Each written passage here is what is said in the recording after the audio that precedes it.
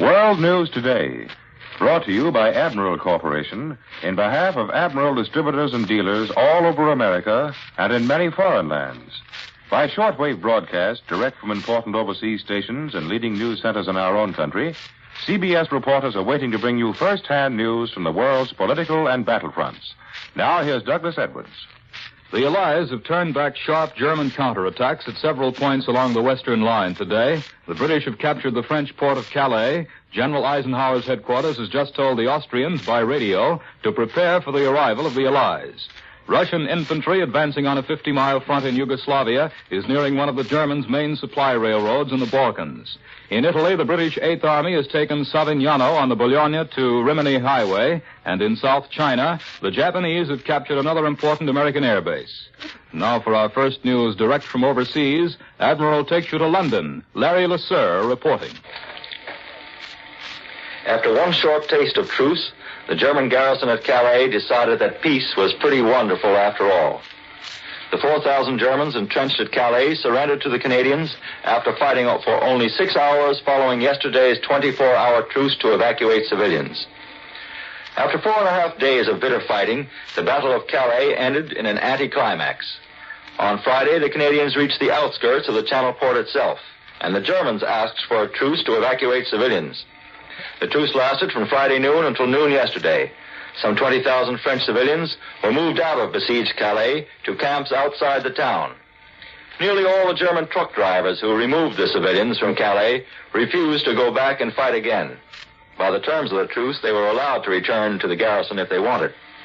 Then the battle opened up again. Supported by a drenching bombing from British fighter bombers, the Canadian artillery went into action. Then, after all yesterday's trouble of moving out the French civilians, the Germans themselves collapsed, only 6 hours after the new battle began. Apparently, the Germans didn't have the heart to go on again after their brief taste of the pleasures of peace for 24 hours. Thus, the fall of Calais on the cliffs facing Dover leaves only one major strong point still holding out on the continental coastline facing England, historic Dunkirk, where 15,000 Germans are trapped. The fall of Calais brings the score of Germans taken prisoner in this futile defense of the ports to 82,000. Further south, there are still German garrisons holding out in the invasion ports of La Rochelle, Lorient, Nantes, Saint-Nazaire, and Bordeaux. Apparently, we don't need these ports, so we're willing to let them fall by their own weight. Latest news from these points say the French in these cities go about their business peacefully, while the Germans stay bottled up in their concrete fortifications, living on accumulated stores. The Germans themselves don't dare venture out in the streets because they fear the vengeance of the French forces of the interior. Up in Holland today, there was little movement on the ground or in the air. Cold, heavy drizzles kept infantry movement down to a minimum, and the bad weather kept the Air Force grounded. Down on the American Army front along the Siegfried Line, the same bad weather conditions prevail today, and only the soggy sound of artillery firing in the rain breaks the comparative lull. However, further south on General Patton's Third Army front, the Germans launched a heavy counterattack against the American positions near the little town of Jalaucourt, some 16 miles northeast of Nancy, which our troops beat back. The counterattack, but only after a battle which lasted between 3 and 4 hours. It's clear that the American First and Third Armies are now engaged in massive preparations to build up for another big push. While maintaining the initiative all along the 450-mile front, the Americans are poised to strike another concentrated blow. American shells whistle across the German frontier like flocks of wild geese. But behind the American lines, convoys of supplies are rolling in day and night. By truck and train from the captured French ports come the vast stores of material, all the way from the other end of our long supply line back in America. One of the newest sights along the roads to the German front is that of huge American trailer trucks, each carrying a brand new tank which has never seen battle before, tanks which will fight their first battles on German soil. The long run across France would cause too much wear on their tracks, so the American Army prefers to carry its tanks almost to the battlefield before they go ahead under their own power, when the great assault begins. And this is Larry Lasser returning you now to Admiral in New York. More news in just a moment, but first here's Warren Sweeney with a message from Admiral Corporation. Big things are brewing in the great modern plants of Admiral Corporation, world's largest manufacturer of radio phonographs with automatic record changers. Post-war, there'll be a new, better record changer, so different in design, so simple in operation, that the old notion of record changer headaches will be completely wiped out. There'll be a revolutionary new electronic tone arm to give better reproduction to your favorite music. There'll be a new, faster changing time between records, less than 5 seconds. There'll be less wear on your records, less chance than ever of chipping or breaking them. Surface noises will be gone. Yes, indeed, if you want an automatic record changer after the war, you'll be wise to insist on an Admiral. Admiral is a leader in radio, radar, communications equipment, frequency modulation, and television. Due to its vast research program, Admiral's post-war line of radios will offer many more Admiral firsts. There'll be table and console models, portables, bantams, and farm sets. There'll be a wide variety of models of radio phonographs with automatic record changers. There'll be FM, home recording, and television. In fact, there'll be everything for complete radio enjoyment in your after-victory Admiral Radio, America's smart set. Now, here once again is Douglas Edwards. A dispatch from Paris says French communists are not interested in political fighting for the time being, and their chief aim is to intensify the production of war material for the French army. Bernard Franchon, the Secretary General of the Communist Party and the leader in the General Confederation of Labor, told this to the United Press today. He said, "We definitely are set to remain faithful to the program traced by the French resistance during German occupation. The first and most important point is to continue the war against Germany until she is totally defeated." And now for a report on the bitter fighting going on in Italy, Admiral takes you to CBS Rome. Winston Burdett reporting. It is a cold, wet autumn on the Italian front. Our armies here, after crashing through the German siege line, have been stalled by rain and mud, and by an enemy who is still fighting desperately hard and still finding reinforcements to bring up into each threatened sector. Here in Rome, with the coming on of cold weather, Allied authorities are facing other problems. How to feed nearly 20 million Italians, how to get thousands of refugees back to their homes, how to tide this people through the winter. In Rome, there are still several thousand refugees living like horses in stables, in windowless, unheated, unlighted rooms in barracks about the city, sleeping on straw on the stone floor, with no blankets and scant clothing, only what they could take with them when they left their homes in places like Cassino and Formia months ago. Rome normally looks for her food to the Po Valley and the southern provinces. The Germans hold the Po, and insufficient transport has been made available to bring up needed supplies from the south. Many high American representatives here feel that our policy and our plans for Italy need to be clarified. All that our officials have to go on now is last week's Hyde Park Declaration. They are frankly puzzled by that statement. The pledge of greater responsibility for the Italian government might mean a greater degree of self-government, or it might merely mean that the Italians ought to do more to help themselves. The pledge of Italian representation in Washington and London might indicate the resumption of full diplomatic relations between Italy and the Allies. Or it might just mean that Italy will be allowed to send provisional representation to our capital.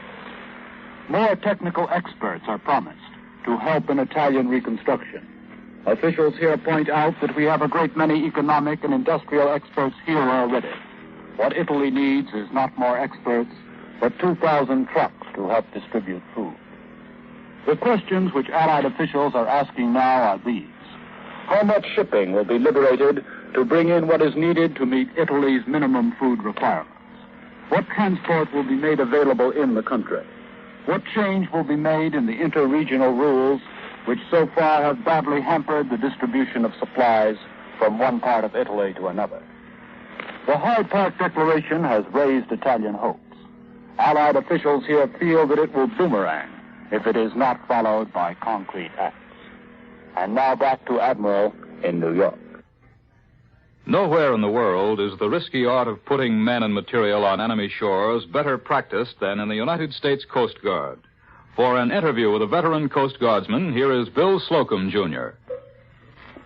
Lieutenant John Mitchell, United States Coast Guard, qualifies as a better than fair hand at landing operations. On 8 different occasions, from Kiska to Saipan, He has helped pour Marines, soldiers, ammunition, gasoline, and chocolate bars into enemy beaches. Lieutenant, tell us what a Coast Guard LST's job is in a landing operation. Get the ship as close to shore as possible. Unload the men and material and get out. The last part is the best. What would you say was your toughest landing? It was something of a photo finish between Saipan and Tarawa. We were hit in the Saipan affair, so I suppose that was a little more unpleasant. A Jap shell landed right in our steering mechanism, and we couldn't control the ship. That must have been fun. Fortunately, we were skirting the island when we were hit, so the ship continued straight out to sea where a tug picked us up. You've seen hundreds of Marines getting set for a landing. Tell us something about their reactions. Well, there are no half-wits in the Marines, so nobody is very happy about it. But that Marine esprit de corps, or tradition, or whatever it is a wonderful thing. They are afraid of nothing, particularly Japs. Speaking of those dandy little sons of heaven, did you see much of them on Saipan? Oh, yes. I saw them jumping off cliffs, drowning themselves, blowing themselves up with hand grenades, and numerous other diverting tricks they do so well. I also saw some of their banzai charges, which are in no way diverting. They all get themselves killed, but a lot of Americans get hurt accommodating them. Lieutenant Mitchell, in a somewhat childish indiscretion, went to work for a radio network, the name of which escapes me as completely today as it does on all other days. When, John, do you expect to return to your life of shame? I don't know, Bill, although I've given a lot of thought to it. I do know, however, that we have the sheer, brute power to land anywhere and hold our positions. Admiral Nimitz and General MacArthur rarely call upon me for advice, of course. But I think it's pretty obvious we are Philippine-bound and China-bound. They'll both be tough, but I'm particularly anxious about that China thing. That may be a long, long battle. A lot of supplies will have to be carried a long, long way. That, of course, is too true. But it's just as true that you, Lieutenant John Mitchell, and your Coast Guard mates will see to it that the men and materials get where they are needed, when they are needed, just as you have been doing since Pearl Harbor. Now back to Doug Edwards. Our correspondent in Spain recently returned from a tour of southern France. For his observations and other news, Admiral takes you to CBS Madrid. Glenn Stadler reporting. The city of Toulouse in France, which I and 4 other American correspondents visited 2 days ago, has created a paradox for itself by eliminating the black market. The new city fathers, while reestablishing legality in the distribution of food, also have caused considerable confusion because the new lawful system isn't as well organized yet as bootlegging was. The city of Toulouse in France, which I and 4 other American correspondents visited 2 days ago, has created a paradox for itself by eliminating the black market. The new city fathers, while reestablishing legality in the distribution of food, also have caused considerable confusion because the new lawful system isn't as well organized yet as bootlegging was. The result is that food appears to be more scarce than ever, aside from the fact that the Germans literally scraped the bottom of the barrel before they fled. Luxury items such as butter, which formerly went to the occupying Germans and the Frenchmen able to pay $30 a pound, now are spread out so thin they just don't reach very far. But Toulouse is so glad to get rid of the Nazis that people are accepting this paradox in good heart and hope that by winter they'll have enough to keep everyone from getting too hungry. Foodstuffs destined for this region are beginning to arrive in limited quantities from the stock of about 12,000 tons of basic American products stored in Spain. More will come with improvement in transport facilities. In Toulouse, we had lunch in an average restaurant. There was only one menu of white beans, grilled tomatoes, and a bunch of grapes for the equivalent of $1 at the official rate. The former black market deluxe restaurants had about the same thing to offer. Thus, the situation temporarily approaches perhaps one version of utopia, for rationing control is so strict that the rich and poor get equal amounts. Other towns in southwestern France haven't been so hasty about wiping out black markets before developing workable legal systems to replace them. Consequently, their better restaurants can offer a variety of delicacies. In Pau, we ate a 5-course lunch, including fish, chicken, meat, and champagne. It cost $20 each. That was Glenn Stadler in Madrid. And now for a summary of developments in the Pacific. Admiral takes you after a brief pause to CBS Pearl Harbor. Webley Edwards reporting.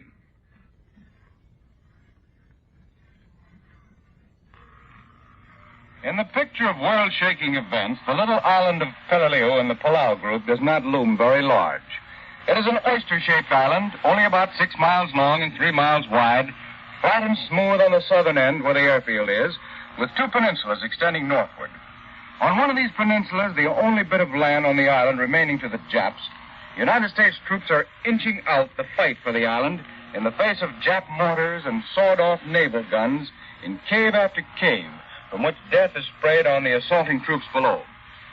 I've just returned from this island of Peleliu, and while this bit of land off there in the western Pacific is not very large in the picture of world events, it is a most important item in the campaign of the western Pacific, and therefore an important objective in our campaign against Japan. Peleliu contains a fine, large airfield, already in use by our planes. It dominates the entire group of Palau Islands, and thus controls a great area of ocean between the Marianas Islands and the Philippines. Our previous victories in the Gilberts, Marshalls, the Solomons, and New Guinea, in the Bismarcks, and the Marianas formed a large sack around a number of important Jap islands we once thought we'd have to take for ourselves. Islands such as Truk, Kusai, and Ponape. These and others are in this large sack, and Peleliu in the Palaus is the place where the string is being pulled tight around dozens of Jap strong points and possibly 250,000 Jap troops who have now lost their contact with their sources of supply, and certainly must be written off entirely by the Jap High Command. 2 things stand out in my mind after watching this battle for the Palau Islands. One is the problem of tremendous distances that our Pacific Fleet and amphibious forces must overcome in carrying the war to the Japs. For example, I traveled 6 days eastward by ship, just to arrive at an airfield from which I caught a plane that carried me nearly 4,000 miles eastward here to the Hawaiian Islands, which is still 2,000 miles from the west coast and 5,000 miles from New York. The second outstanding item is the way our Pacific forces are solving this problem of distance and throwing vast naval forces at the Japs right in their own front yard. We're traveling at will through the oceans of the western Pacific. The seas leading up to the Philippine Islands are our seas, as has been so neatly demonstrated by the attacks of our carrier task forces. We have not one fleet, but several fleets, any one of which is ready and willing to take on what the Jap may turn up with.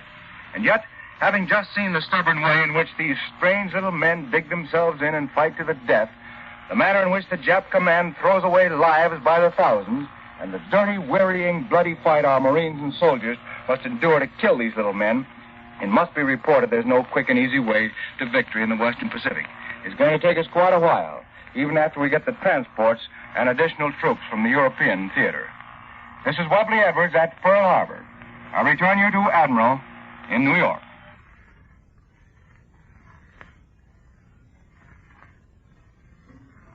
For an interview with a veteran LCT skipper who has participated in operations in the European war zone, Admiral takes you to Washington. Don Pryor reporting. As Bill Slocum, Lieutenant John Mitchell, and Webley Edwards have hinted on this program, there's a new kind of warfare about to open up in the Pacific. We're almost through with the Coral Atolls. The South Pacific is almost ours. Nimitz and MacArthur are coiling their great machines to strike far into the Western Pacific against the Philippines, China, and Japan itself. And except for the vast distances involved, which complicate the problem tremendously, this will call for a lot of the experience and know-how that has come from the invasions of North Africa, Sicily, Italy, and Normandy. That's what the Navy is preparing for. And here's one of the men who are getting ready for it. He's Lieutenant Junior Grade Jack Fuller, USNR of Columbia, South Carolina. At 23, a veteran of all the big European invasions, as skipper of an LCT, landing craft tank. Lieutenant Fuller has just come back from Normandy, where his ship was stopped cold by a German mine on D-Day, and where his men performed so well that he and the Navy, and a lot of the Army, too, are still talking about them. Jack, tell us about this new job you have. Well, right now, I'm on temporary assignment. I'm training officers and crews in handling LSMs. What is an LSM, Jack? That sounds like something new. Well, Don, it is, comparatively, although we have a lot of them already. It stands for Landing Ship Medium.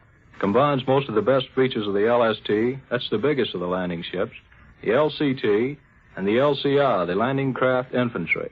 And it has a lot of other advantages besides. Like what, for instance? Speed, for one thing. It's very fast.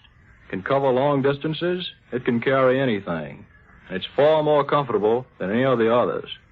In fact, it has all of the accommodations that you'll find on a destroyer escort. Well, when you get through with this training stint, what's your next move, Jack?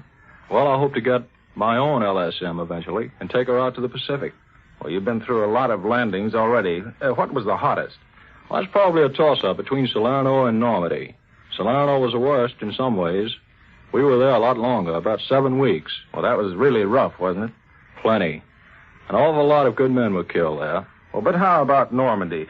Somehow I got the impression that the Normandy invasion went off pretty smoothly without very much trouble. You should have been there. I guess it was smooth enough on the whole. We went in at Omaha Beach. That was the deadliest thing I've ever seen. I ever hope to see, for that matter.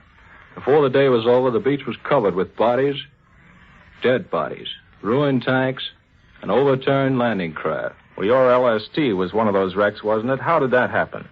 Well, we had 4 big tanks on board and gone in pretty early, about 30 minutes before H hour, to shell the beach with the tanks' big guns.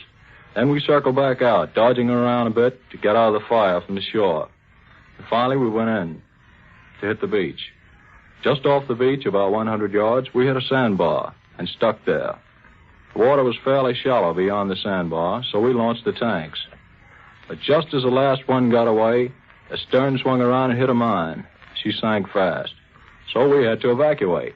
We had about 65 soldiers on board, in addition to my crew and executive officer. Did they make it ashore okay? Most of them, but we lost more than I like to admit. The Germans had the whole area covered with an awful crossfire, everything from machine guns to the big stuff. The water was full of mines. We had to swim through all of that, but it would have been much worse if my executive officer, Ensign Mario Rosali of Los Angeles, and my bosun hadn't been so calm and capable. In fact, the whole crew was superb. Well, offhand, it would seem to me that you and your men have done about enough. But we'll need your kind out the other way. And here's to you. I return you now to Admiral in New York. For the latest news from the Russian front, here is Columbia's military analyst, Major George Fielding Elliott. A new southern front against Germany. A front which, in all probability, the Germans do not have the resources to defend, is rapidly taking shape. Russian troops are converging on Hungary from 3 sides. To the northeast, they are forcing their way through the Carpathian passes. To the southeast, they are reported by German and Hungarian sources to be deploying in great strength along a line between Szeged and Oradea. Though of this front, the Russian communiques have said nothing for several days. To the south, Russian troops have penetrated into that part of Yugoslavia which directly adjoins Hungary and affords an immediate threat to Budapest. There are various reports, none of them officially confirmed, that the Hungarians are seeking to make peace. These unconfirmed reports may very possibly be true, since Hungary lacks the resources to defend herself against the converging attacks of the mighty Soviet armies, and since it is hardly likely that Germany can now give Hungary effective help. These are circumstances of enormous significance, for if Hungary gets out of the war or is knocked out of it, the result will be that the Russian armies will come right up to the main entrance into Germany from the south, the Moravian gateway between the Bohemian hills and the Carpathian mountains. Here again is Doug Edwards. And here is Warren Sweeney with a word from Admiral. In the peacetime days ahead, Admiral will present America's first complete refrigerator. The Admiral electric refrigerator will be complete because it will include all the features that the homemakers of America can desire to lighten their meal planning and cooking tasks. In the extra-large regular food compartment, you'll find pure moist cold, pure because of Sterilamp, whose ultraviolet ray action will kill bacteria before they have a chance to cause spoilage in your foods. Moist because the bulky frost-collecting evaporator will be gone and therefore cannot draw the moisture from foods or from the air inside the refrigerator. And cold, say, in the built-in home freezer compartment for frozen foods, it'll be far below freezing, sufficiently cold to quick freeze your own foods or to store frozen foods for as long as you like. And don't forget, there'll be no regular, messy job of defrosting in the Admiral, America's first complete 2-temperature refrigerator. Winter isn't far off, and fuel for home heating will again be scarce. So if you haven't arranged for your fuel supply, you should do so at once. Your heating equipment should be checked, and added fuel savings can be effected by heat sealing. Be wise. Prepare for winter now. World News Today is brought to you each Sunday at this hour by Admiral Corporation, makers of Admiral Radio, America's smart set. This is CBS, the Columbia Broadcasting System. WBBM, Chicago. Conrad Nagel is your program host for the Radio Reader's Digest, heard tonight and every Sunday at 8 over WBBM. Tune in for outstanding drama and memorable bits of philosophy and humor. Time, 1:55.